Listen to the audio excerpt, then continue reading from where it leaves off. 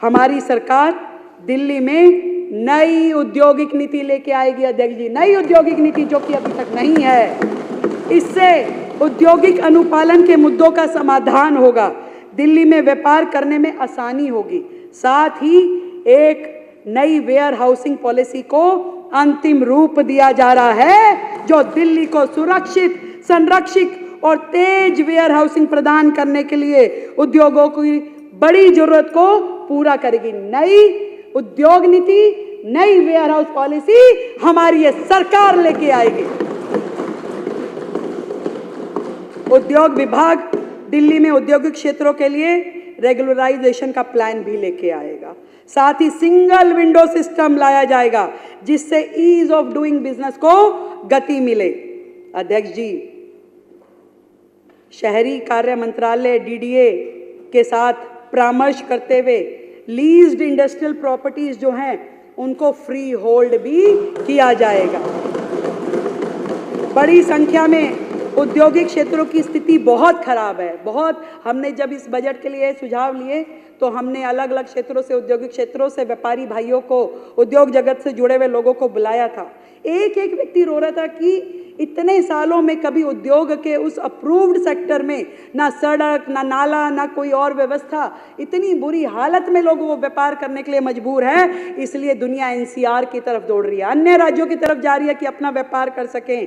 अध्यक्ष जी, मैं आपके माध्यम से बताना चाहती हूं कि इन औद्योगिक क्षेत्रों में कार्य स्थितियों के सुधार के लिए, डेवलपमेंट और रीडेवलपमेंट एक्टिविटीज़ के लिए एक प्रोग्राम बनाया जाएगा और उस प्रोग्राम के माध्यम से यहाँ की सड़कें, गलियाँ, नालियाँ, खड़ंजा, ये सारी की सारी चीज़ों को ठीक करा जाएगा ताकि वो व्यापारी भाई अपना व्यापार वहाँ पे ठीक से कर सके।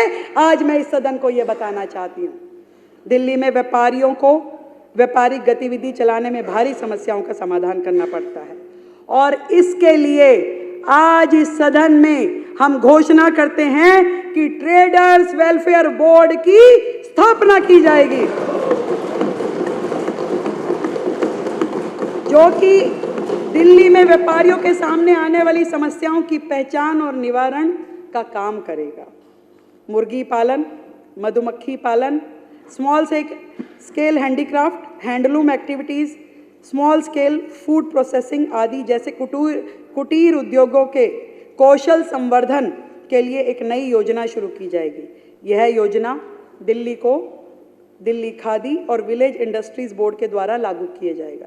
ये उद्योग अक्सर छोटे पैमानों पर विनिर्माण कार्य करते हैं जो स्थानीय संसाधनों और कौशल का उपयोग करते हैं, हस्त निर्मित सामान बनाते हैं और स्थानीय रोजगार और आर्थिक विकास में योगदान देते हैं। 2025-26 के दौरान इस योजना में हमने 50 करोड़ रुपए का बजट रखा है। दिल्ली में विभिन्न प्रकार के निवेशकों के लिए अपार अवसर है, विशेष रूप से आईटी, बैंकिंग, पर्यटन, डेटा स्टोरेज, इलेक्ट्रॉनिक्स आदि में, और इस अवसर का लाभ उठाने के लिए इस वर्ष एक नई ग्लोबल इन्वेस्टमेंट समिट जो कि आज तक दिल्ली में नहीं हुई, राज्यों में होती है, हर राज्य करता है, पहली बार दिल्ली में ग्लोबल इन्वेस्टमेंट समिट का आयोजन किया जाएगा। अध्यक्ष जी,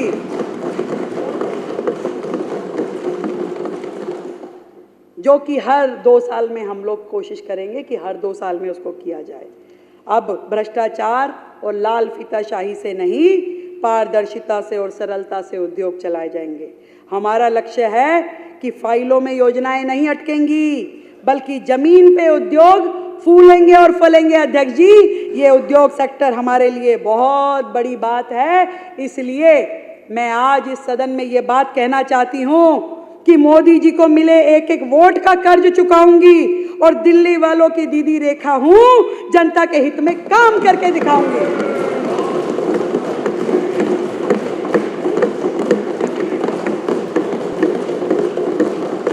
दो भाई,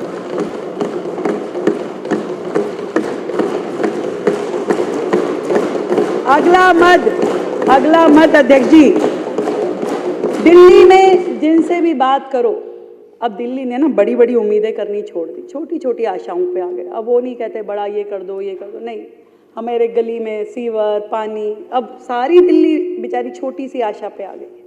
बहुत बड़ा तकलीफ का मुद्दा है दिल्ली के लिए सीवर और पानी। Access to water and sanitation and Yamuna cleaning, ये हमारा अगला फोकस एरिया है। स्वच्छता, शुद्ध पानी, स्वच्छ यमुना का अभियान बनेगा दिल्ली की पहचान, बनेगा दिल्ली की पहचान। अध्यक्ष महोदय, पानी केवल प्रकृति का उपहार नहीं है, ये हमारी इस पूरी सभ्यता का आधार है। स्वच्छ जल और स्वस्थ जीवन की गारंटी है। निर्मल नदियां संस्कृति की पहचान है। दिल्ली में प्रत्येक नागरिक को क्लीन वाटर और सैनिटेशन उपलब्ध कराना हमारी सरकार की प्राथमिकता है। और मुझे बड़ी खुशी है कि मैं आपको ये बताऊं कि इस हेड में हमने दिल्ली के लिए ऐतिहासिक बजट रखा है 9,000 करोड़ रुपए का, 9,000 करोड़ रुपए का, जो पुरानी की सरकारों की तिगुना है। हमारा लक्ष्य है कि दिल्ली की 3 करोड़ की आबादी को स्वच्छ जल उपलब्ध कराना है। आज दिल्ली की दैनिक मांग जो है 1290 MGD पानी की है, परंतु मिल हमें 1000 MGD पानी पाता है, 900 कुछ। परंतु इस पूरे अंतर को पाटना जरूरी है।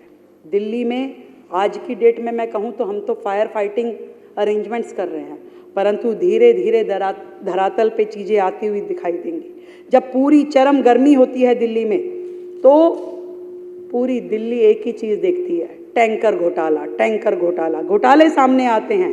इस बार हमने दिल्ली में इस टैंकर घोटाले को समाप्त करने के लिए वाटर टैंकर्स में GPS सिस्टम लगाने की व्यवस्था की है, जो कि एंड्रॉइड मोबाइल ऐप से जुड़ा होगा।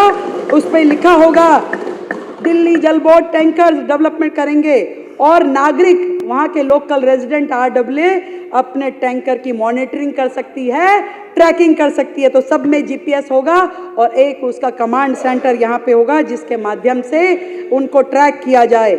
हमने 10 करोड़ की लागत से जल क्षेत्र की परियोजनाओं के लिए, क्योंकि पूरी की पूरी दिल्ली बस्ती चली गई, कभी एक प्लान्ड वे में नहीं बसी। आज यहाँ पाइपलाइन डाल दी, कल को उखाड़ दी, कल को कहीं और जड़ दी, पहले सड़क बन रही है, फिर पाइपलाइन डल रही है। ऐसा पूरा का पूरा दिल्ली में कहाँ 9 मीटर डायमीटर की सीवर लाइन चाहिए कि उससे बड़ी चाहिए। लोग परेशान हैं, ना ऐसी कोई प्लानिंग हुई कि 100 साल की विज़न के साथ में दिल्ली को डेवलप किया जाता। आज जितनी भी सीवर लाइन है, जितनी भी पानी की लाइनें हैं, वो दिल्ली में जर्जर अवस्था में है। लोग उस पानी की लाइन क्योंकि जर्जर है तो उसमें सीवर का मिक्सिंग पानी इस्तेमाल करने के लिए मजबूर हैं। ऐसा पानी आप ये समझिए नहाना धोना तो छोड़ो, घर में पोछा लगाने के भी काबिल नहीं है। और सीवर बैक होना और ओवरफ्लो होना तो दिल्ली का फीचर बन गया है। मैं आपको ये बताना चाहती हूँ कि ये सारी परियोजनाएं रैंडमली ना चलें, प्लान्ड वे में हो। इसके लिए हमने जल क्षेत्र परियोजनाओं के लिए परामर्श सेवाओं के लिए 10 करोड़ रुपए का हेड किया है, जो दिल्ली आपूर्ति और सीवेज सिस्टम से जुड़ी हुई सारी व्यवस्थाओं को खड़ी करने में अपनी एक्सपर्ट राय देगा। उसके लिए 10 करोड़ की लागत का प्रावधान किया गया है। और इसी तरीके से क्योंकि पूरे दिल्ली का जो सिस्टम है उसमें इतना लीकेज है, आप 1000 MGD पानी जो आपको मिल भी रहा है वो भी जनता तक नहीं पहुंच पाता। कुछ तो उसमें जो नहर है, कच्ची नहरें है, वो पानी जमीन में चला जाता है, वापस उसमें 30% लीकेज धरती में चला जाता, तो कितना बचा। फिर उसके बाद में कोई पानी चोरी हो जाता है, टैंकर गायब हो जाते हैं, जितना पानी शुरू से चलता है वो आखिरी तक पहुंच ही नहीं पाता UGR तक। इन सारे सिस्टम को चेक करने के लिए हमने SCADA supervisory control and data acquisition system को हायर करेंगे और इंटेलिजेंट मॉनिटरिंग लगाएंगे, मीटरिंग करेंगे। और इसके लिए 150 करोड़ रुपए का प्रावधान किया गया है।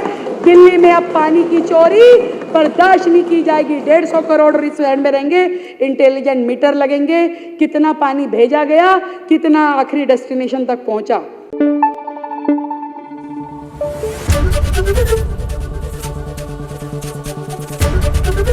ABP न्यूज़ आपको रखे आगे।